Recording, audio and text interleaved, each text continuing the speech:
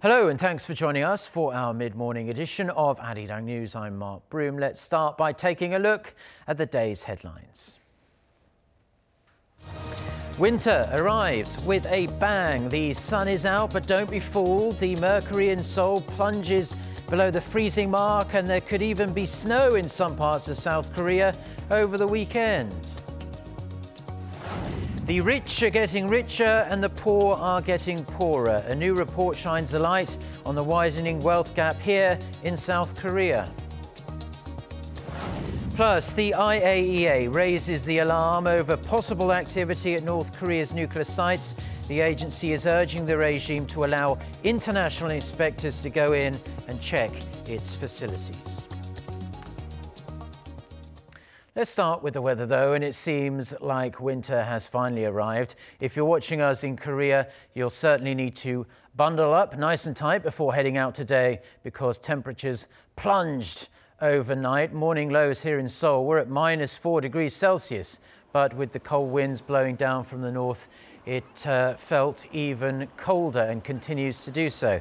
Most other parts of South Korea got off to a sub-zero start as well. While we can expect plenty of sunshine today, the central region, including Seoul, is forecast to see rain or even perhaps some snow this weekend. We'll have a full weather update from our Lee Ji-hyun at the end of the newscast, so stay tuned for that. South Korea's household income increased in the third quarter, which is, of course, welcome news. However, the latest numbers also reveal the wealth gap continues to widen between South Korea's richest and poorest neighborhoods and households, rather. Our Kim Ji-yeon reports. Data released by Statistics Korea on Thursday shows the monthly average household income during the third quarter was around $4,200, a nominal increase of 4.6% from the same period last year, or a 3% rise when adjusted for inflation. But the monthly income of households in the bottom 20% income bracket shrank by 7% on year to less than $1,200 in Q3. In contrast, households in the top 20% income bracket saw their income rise by nearly 9% to around $8,600 on average, the 11th consecutive quarter they have seen an on-year increase. The distribution ratio for disposable income, which shows inequality between household income brackets, increased slightly from the previous quarter to reach 5.52 in Q3, on par with the level recorded in 2007 and the highest level of income inequality for the third quarter since related data was first compiled in 2003. The financial burden from tax, insurance, pension costs, and interest payments on borrowings has also risen by more than 23% from the same period last year, the highest rate of on-year increase recorded so far, to around $943 a month on average in Q3. These increased expenditures have meant that disposable income has only grown by a mere 0.3% from the same period last year to $3,300 in Q3. Kim Ji-yeon, Arirang News. The UN's atomic watchdog says it has reason to believe North Korea is still operating its main nuclear site in Yongbyon. However, the head of the agency says it needs now to send inspectors into the north in order to verify these latest findings. Lee Seung-jae with the details. The International Atomic Energy Agency has not had access to North Korea and its nuclear sites since 2009 and has mainly monitored the regime's activities through satellite imagery. But with reports saying North Korea may still be operating its main nuclear site in Yongbyon, the IAEA chief says on-the-ground inspections are needed in order to confirm the reports. We have observed fabrication of reactor components and possible transfer of these components into the reactor, IAEA. But as we do not have the inspectors on the ground, we cannot determine the nature or objective of these activities. Speaking in Vienna on Thursday, Amano reported on information the IAEA has been collecting since August. He said components appear to have been brought into a light water reactor being built at the Yongbyon nuclear facility, indicating activity at the site. Other reports indicate North Korea has continued work at the nearby Guryong River in order to increase the supply of water available for cooling the planned reactor or possibly an existing experimental reactor. Amano reaffirmed the IAEA will do its part in making sure North Korea completely denuclearizes, as long as everyone involved works together. The agency continues to enhance its readiness to play an essential role in verifying North Korea's nuclear program if a political agreement is reached among countries concerned. Despite the recent stall in denuclearization talks, Amano says IAEA inspectors continue to prepare for their possible readmittance to the North. Lee Seung-jae, Arirang News. Now, prosecutors in the United States are said to have been probing Japan's largest bank since late last year on alleged violation of anti-money laundering rules involving North Korea. According to a report in the New York Times, Mitsubishi UFJ Financial Group was subpoenaed for deliberately ignoring an internal filter designed to keep it from working with entities on international sanctions lists. This includes failing to set up a system to check the identities of some Chinese doing business along the North Korean border. The report said it wasn't clear whether prosecutors have evidence North Koreans laundered money through the bank, but a chief concern were the holes in the system designed to trace such transactions. The bank has been fined by the US before for removing and hiding information from its records about transactions involving parties in countries like Iran and Myanmar. Delegations from the two Koreas are set to meet at the Joint Liaison Office today for working-level talks on communication issues.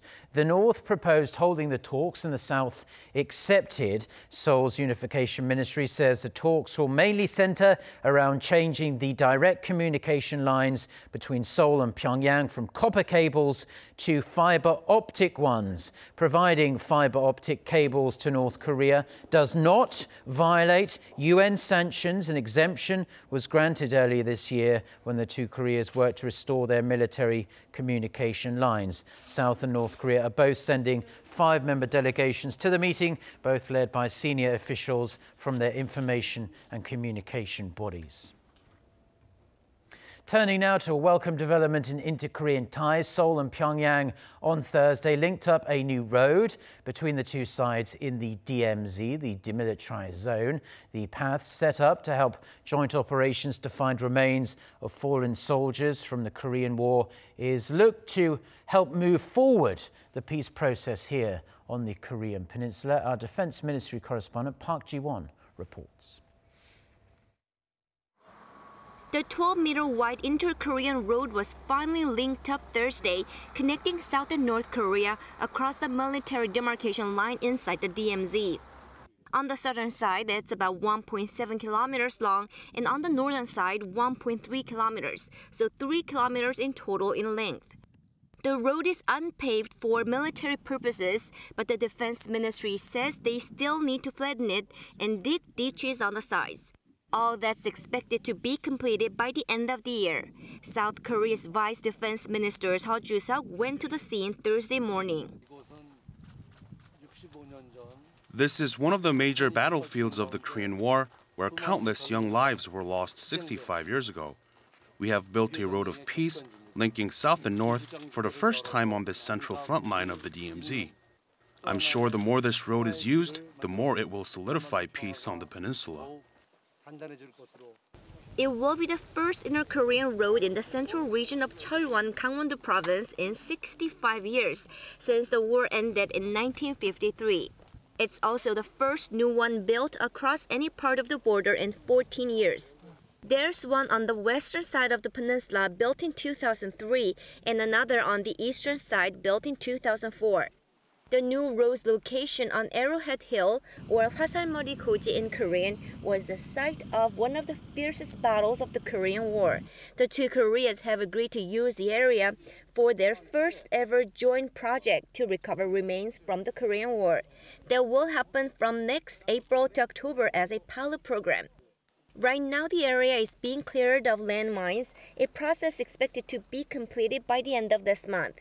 It's expected that the new road will be used frequently by both sides during the search for remains, and Seoul's Defense Ministry said Thursday that more specific ways to use the road will be discussed by the two military authorities. The road building project is part of the comprehensive military agreement between the two Koreas signed at September summit in Pyongyang. Park Ji-won, Arirang News.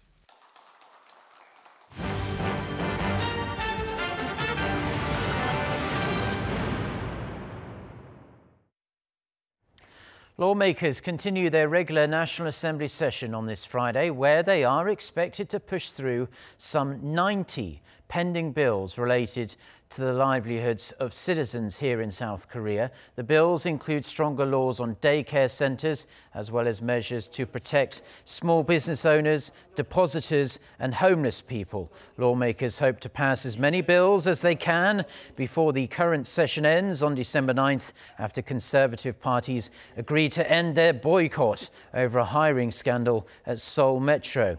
During a separate committee session on Friday, the government's 2019 budget proposal, clocking in at some $417 billion, will be up for review, with a legal deadline for that set for December 2nd. Also today, a special committee on inter-Korean economic cooperation will hold a plenary session where related ministries will brief lawmakers on the current situation. A committee bringing together Labour, business, the government and those who do not have a strong voice in South Korean society held its inaugural meeting on Thursday. There, President Moon Jae-in showed strong support for social dialogue and highlighted the important role the new council must play in building a much more inclusive country. Shin Se-min reports. Bringing together labor, business, government, and public interest groups to discuss social policies and administrative goals, President Moon Jae-in promised his support for building a consensus on a number of social issues through dialogue.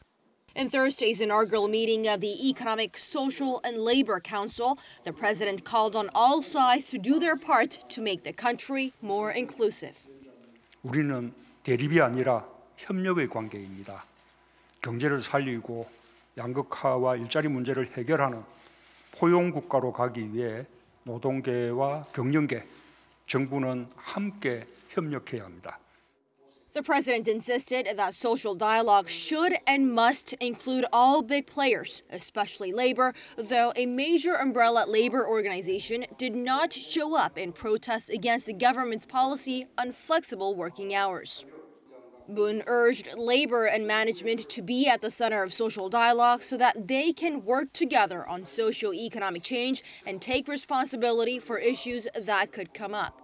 He also urged all parts of the economy to work with the mindset that they share the burden of achieving social and national goals, and he insisted that progress cannot be made without concessions and compromise. The new Presidential Advisory Group, which replaces the tripartite commission of labor, management, and government, is different in that it includes representatives of young, female, and small and mid-sized enterprises. President Moon gave the group a firm promise that any consensus it reaches will be executed. The president showed his strong support for the new council by attending the first part of the meeting himself. But with one of the major constituents, the militant labor group, still absent on day one, question still lingers on how much the committee will be able to contribute to the administration's inclusive growth. Shin Se-min, Arirang News. South Korea's Prime Minister convened his weekly meeting on Thursday with the heads of various ministries, including trade and finance. The participants unveiled measures aimed at revitalizing South Korea's sluggish shipbuilding sector. Che Xiong reports. At the Prime Minister's weekly ministerial meeting, the ministers announced new measures to assist the struggling shipbuilding industry. These measures include placing large ship orders and providing capital and R&D assistance. The government will place orders for 140 liquefied natural gas or LNG-powered ships from small and medium-sized shipbuilders by 2025. The orders will inject cash into struggling firms and allow them to strengthen expertise in LNG-powered shipbuilding technology, which will help them gain a foothold in the market. LNG-powered carriers are in demand worldwide because they emit less CO2 and have lower fuel costs. The government will also extend the maturity date on the roughly $800 million of loans to the industry, and it'll keep providing tax breaks to the shipbuilding industry until June next year. It'll also make it easier for government credit agencies to provide capital assistance to exporting shipbuilders. The government will also provide their shipbuilders with around $900 million to help develop next-generation hydrogen carriers and operating systems for autonomous or unmanned ships. Hydrogen carriers emit almost no pollutants, and autonomous carriers enhance the efficiency of cargo handling. The government aims to help the country's shipbuilders to take the lead in the market for next-generation vessels. Cho Xiang, Arirang News. Now, an economic growth rate reflects how a country is doing in terms of producing goods and services. This month, major organizations, both at home and abroad, have cut their projections for South Korea's growth. Go Ryun-hee reports.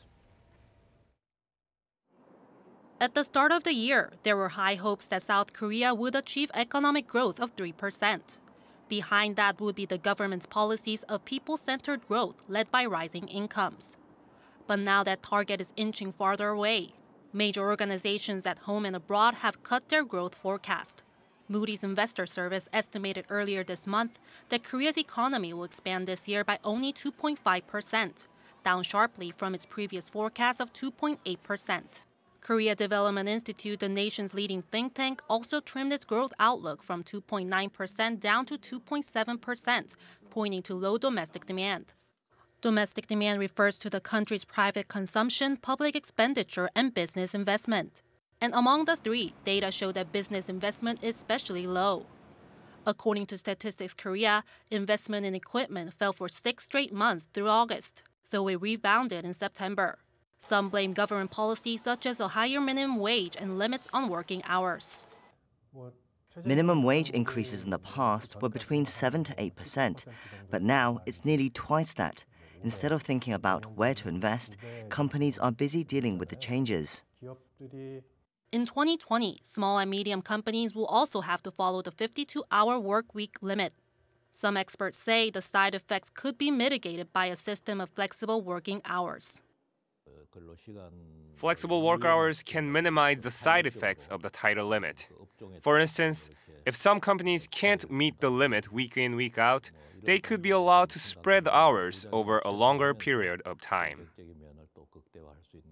The flexible work system aims to help firms optimize their workforce by letting them work more during busy periods and less when things are slow, as long as the average over a 3-month period comes to 52 hours a week. But businesses say 3 months isn't enough to make up for lost productivity, especially when SMEs are already reeling from a chronic labor shortage and the minimum wage hikes. Ko Ryun-hee, Arirang News.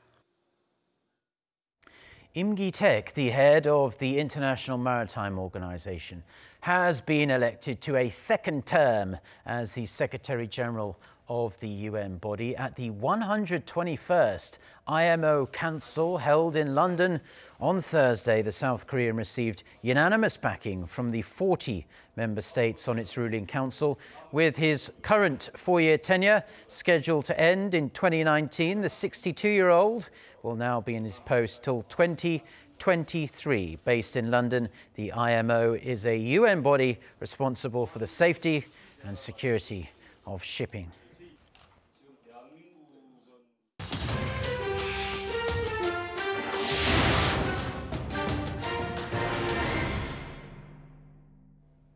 So, world news time, and let's start with Brexit, grabbing all the headlines as usual. British Prime Minister Theresa May is insisting a final deal is within reach now after Britain and Brussels agreed on a draft text outlining post-Brexit ties. For more On this huge story and other news from around the world, let's turn to our Noah Adam. So Adam, an upbeat tone from the Prime Minister, but the same cannot be said for a great many British lawmakers. That's right, Mark. May has always been very optimistic about her Brexit plans, but she is facing very, very strong criticism from sceptical lawmakers. May told Parliament the outlines for the future help protect jobs, end the jurisdiction of the European Court of Justice in the UK, give British fishermen more control, avoid the return of a hard Irish border and ensure better trade. Mr. Speaker, the text we have now agreed would create a new free trade area with the European Union, with no tariffs, fees, charges or quantitative restrictions. This will be the first such agreement between the EU and any advanced economy in the world, which will be good for jobs. Crucially, the text we have agreed also has an explicit reference to development of an independent trade policy by the UK beyond this partnership with the EU. However, Jeremy Corbyn, the leader of Britain's main opposition Labour Party, launched a scathing attack on the draft agreement. These 26 pages are a testament to the failure of the Tories' bungled negotiations. 19 extra pages, but nothing has changed. The only certainty contained within these pages is that the transition period will have to be extended, or we will end up with a backstop and no exit. It represents the worst of all worlds. No say over the rules that will continue to apply and no certainty for the future. Prime Minister May will travel to Brussels over the weekend for further Brexit meetings, and she hopes to formally sign off the post-Brexit declaration and the divorce agreement with her EU counterparts. British Parliament is expected to vote on the Brexit plan next month, but many MPs from both sides of the aisle have already said they will vote it down.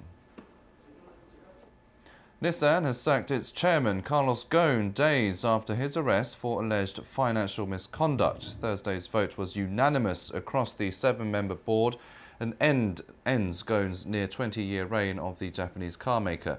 It also marks a drastic fall from grace for the auto industry legend, who is credited with saving Nissan from bankruptcy and forging a successful alliance with Mitsubishi Motors and French car maker Renault.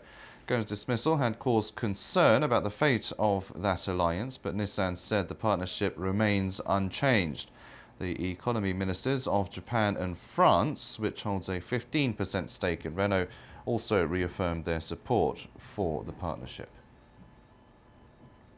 The UN's meteorology experts say levels of greenhouse gases in the Earth's atmosphere reached a record high last year. The World Meteorological Organization added that carbon dioxide, methane and nitrous oxide are now far above pre-industrial levels, with no sign of a reversal in sight. According to the report, CO2 levels reached more than 405 parts per million in 2017. That is a 46% increase from levels in the atmosphere before the Industrial Revolution.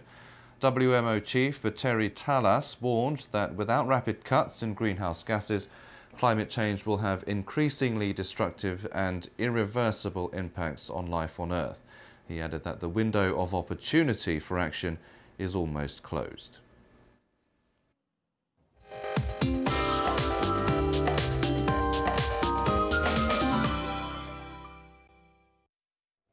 Good morning. We are dealing with temperatures more typical of December than November today. Most parts of the country were below freezing to start the day. Seoul registered the lowest temperature of the season at minus 3.1 degrees Celsius. And daily highs will also be a couple of notches lower than yesterday in most parts, so wearing extra layers is essential today. But we are in for plenty of sunshine, but as we can feel, the air is getting drier each day. In fact, dry weather advisories are in place for some areas, including Daegu and Busan. Sunny and dry conditions with the wintry chill are expected to last all throughout the day, and temperatures will range between 6 and 13 degrees Celsius this afternoon. Seoul may see its first snow of the season on Saturday between dawn and noon, but temperature-wise, thankfully, we could enjoy a final stretch late autumn weather next week.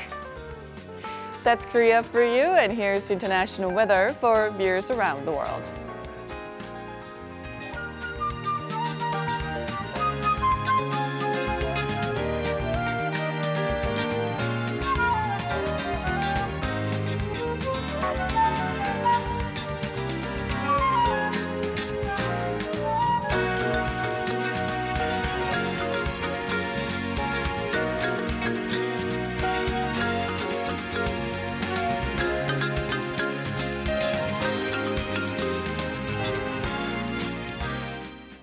Well, that's where we're going to leave it for now on this Friday morning here in Seoul. Do stay tuned to Arirang TV. We'll have our next newscast coming up at noon Korea time with our very own Lee Ji-yoon. So until then, goodbye.